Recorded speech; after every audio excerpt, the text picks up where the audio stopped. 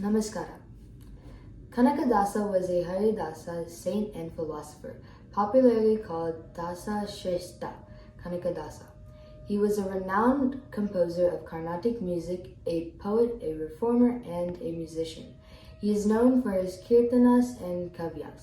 Like other Haridasas, he used simple Kannada for his compositions. Kanaka Dasa was born in a Kurubara family in Bada village, near Bankapura in Karnataka. He was son of Birappa and Bachama. Birappa was the chief of 78 villages of Bankapura in Vijayanagara Empire. After many years, Birappa and Bachama were blessed with a son in 1509, who they named after their family deity Timmappa. Unfortunately, Timmappa lost his father at a very early age. His mother made him well-versed in warfare and a brave warrior. Considering his skills and bravery, the Emperor of Vijayanagara asked Timmappa to take over his father's responsibilities and become chief of 78 villages. Once Timmappa took over these duties, his name was changed from Timmappa to Timmappa Nayaka. His citizens were very happy under his governance. He started developing his villages, and in one such instance, he accidentally discovered 7 large vessels of gold. He immediately assembled people of all 78 villages and declared that the gold he had found was not his, and he would not take any of it. Instead, it was used to build educational institutions, orphanages, and temples to help all the villagers. Every ounce of gold was donated and used for the betterment of the villages. He also built the Adi Keshava temple in Kagi Nene. Villagers recognized his generosity and named him Kanaka Nayaka. Kanaka stands for gold in Kannada. Namaskara ellarigu. So Kanaka Nayaka involved himself in the betterment of the villages and in waging wars to acquire additional land. His land prospered under his rule. He was a very successful chieftain and a devotee of Adi Keshava. It is believed that he had a dream one day and Lord Adi Keshava himself came into his dream and asked him to become his dasa. Kanaka Nayaka didn't give it much thought and simply brushed aside the idea. Unfortunately, he lost both his wife and his mother within a few days. While grieving his loss, he distanced himself from the official duties of being the chief. His enemies took advantage of this situation and waged war. Kanaka Nayaka fought with all his might, but he was seriously injured.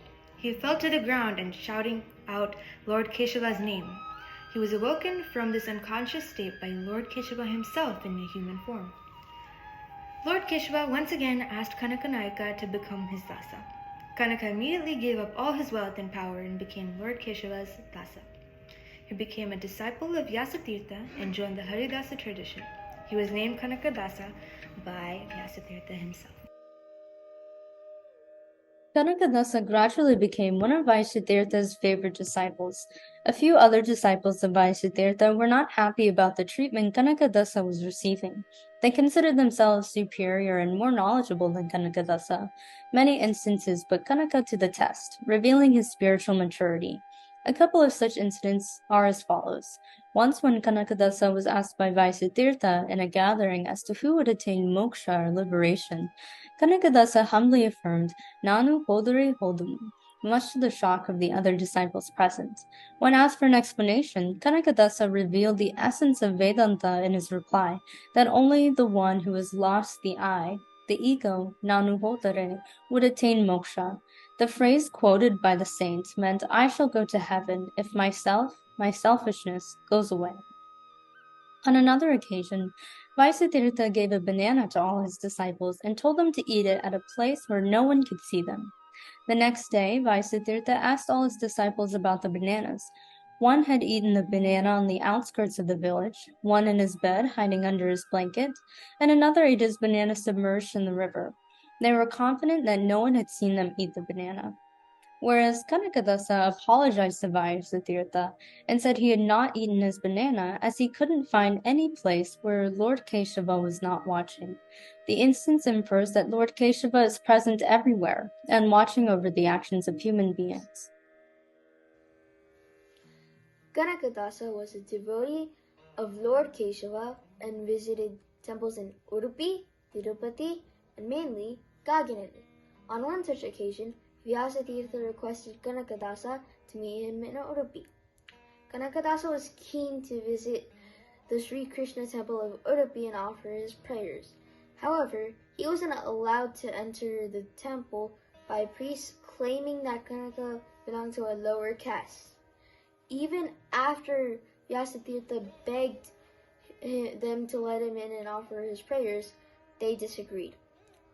Kanaka Dasa camped outside the temple and started composing songs and poems praising Lord Krishna. He also started meditating and singing his compositions for the Lord.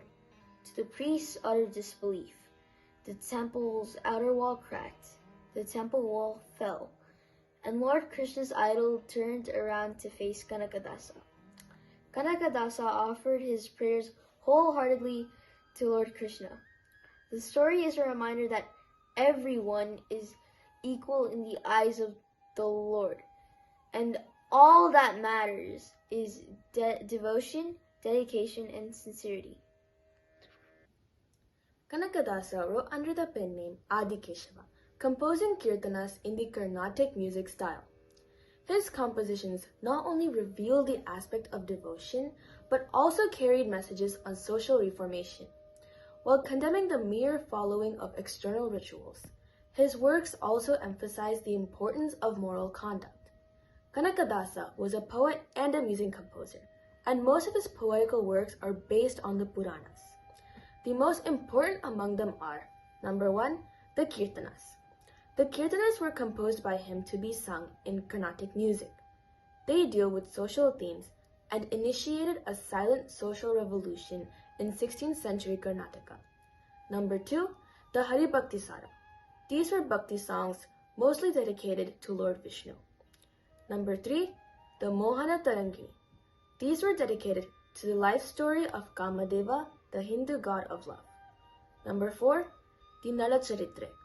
This is the story of Nala and Damayanti. Number 5, the Ramadani Charitre. This is a short poem on a contest between rice and ragi.